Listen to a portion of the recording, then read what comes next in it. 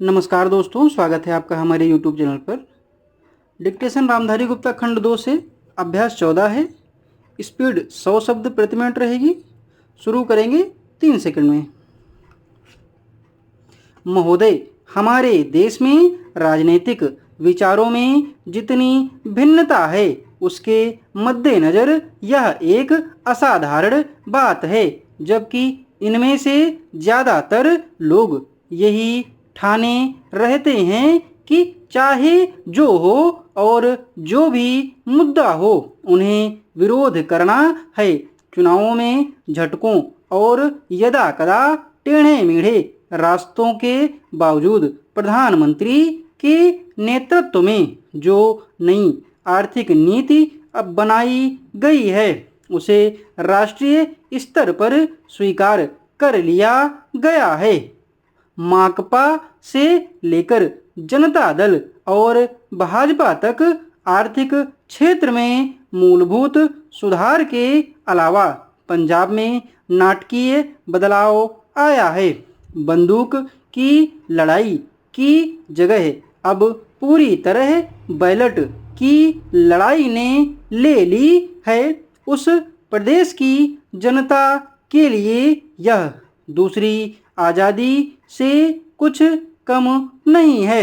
असम और उत्तर पूर्व के कई हिस्सों में भी ऐसे बदलाव आए हैं, हालांकि वे पंजाब जैसे नहीं हैं। ऐसा समझना कि आतंकवाद का खतरा टल गया है बेशक गलत होगा, पर जो सफलताएं हमने पाई हैं उन्हें स्वीकार न करना कम गलत नहीं होगा।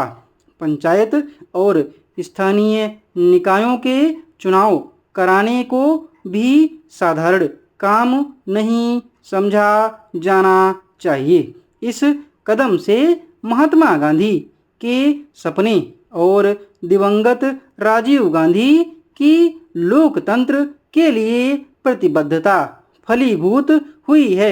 यह संविधान की अपेक्षाओं के अनुरूप लोकतांत्रिक क्रांति को आगे बढ़ाने का प्रतीक है। इससे हमारे राष्ट्र का लोकतांत्रिक आधार मजबूत हुआ है। हिंदुत्व के घटते उन्माद का ध्यान रखना भी उतना ही महत्वपूर्ण है।